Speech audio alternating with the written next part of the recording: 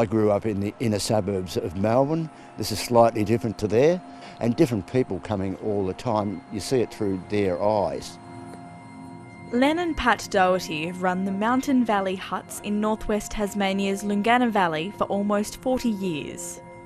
It's a spot popular with international tourists hoping to catch a glimpse of the state's most famous marsupial. Times are tough during a global pandemic, but the Dohertys are more worried they'll be put out of business by a man-made threat. So we're going to be looking at the line, as we can see on the map, running across that way, right across here. We're going to be looking at up to 12 wires coming here. They tell us about 50 millimetres thick. It's going to make quite a big difference to our business, what customers' thoughts are when they get here and what they see. We've had tour groups coming here for years and years, and they certainly won't be, I don't know if they'll keep coming or not. The valley is right under the path of a planned transmission line for Tasmania's far northwest. The line would export power generated by up to 127 wind turbines proposed for Robins Island, and about 30 more that have been approved for West Montague.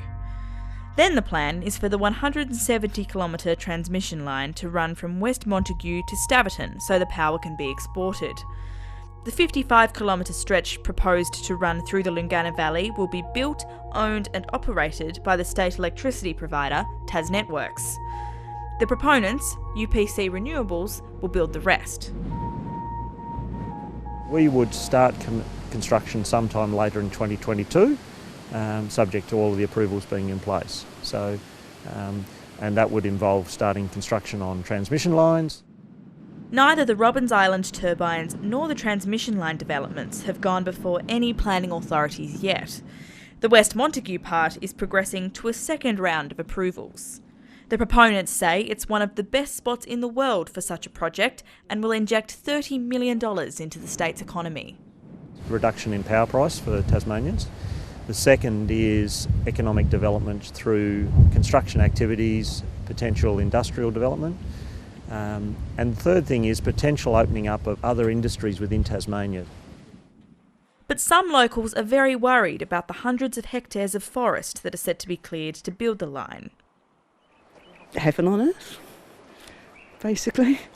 That's what I felt, you know, and I'll be heartbroken. I will be absolutely heartbroken if they destroy this. Solve is one of a couple of community groups dedicated to stopping the construction of the line. The group's head, Ben Marshall, says Loongana locals trying to run small businesses will suffer.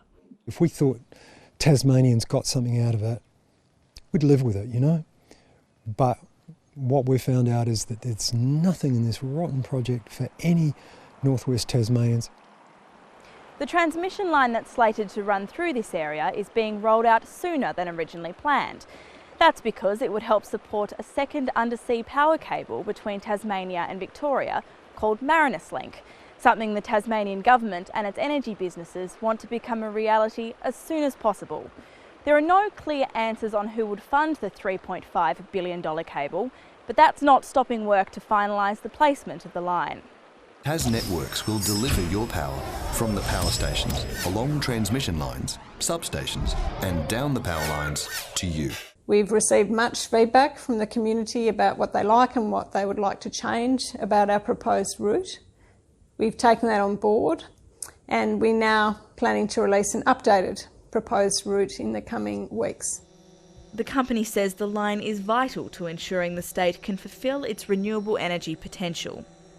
What it's doing is helping Tasmania unlock its fantastic renewable energy resources, helping Australia's clean energy transition, and in so doing it's also unlocking thousands of jobs in Tasmania and in particular in northwest Tasmania. An energy expert says it's not necessarily that black and white. So in general, with nothing else changed, more capacity of supply into the market will generally put downwards pressure on wholesale prices. But it is a bit more complex than that and definitely depends on the technologies that are involved. But for some Loongana locals, the benefits don't outweigh the costs of living in the shadow of a transmission line. Erin Cooper, ABC News.